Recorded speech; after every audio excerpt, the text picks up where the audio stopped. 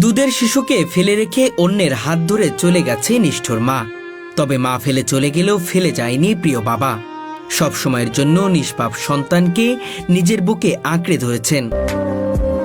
আমার মাথায় কিছু খেলতে আসে না, আমার মাথায় ধরতে আসে না।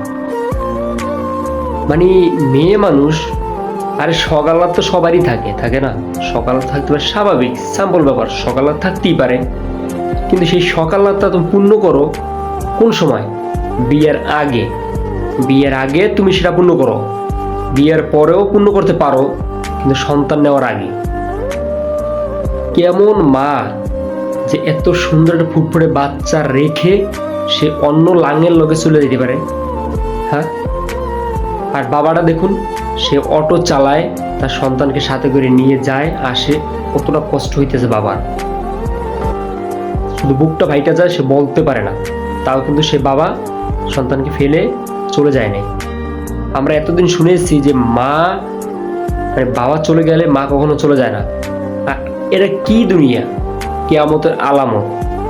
মা সন্তানকে রেখে অন্য লাঙের দ্বারে গেছে।